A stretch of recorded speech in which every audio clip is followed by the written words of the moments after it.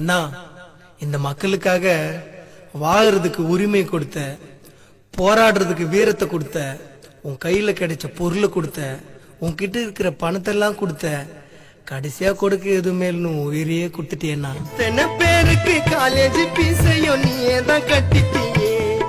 இந்த இனத்துக்காக உழைச்சி உழைச்சி உசுர விட்டுட்டியே. எத்தனை பேருக்கு காலேஜ் பீஸையும் நீயே தான் கட்டிட்டியே.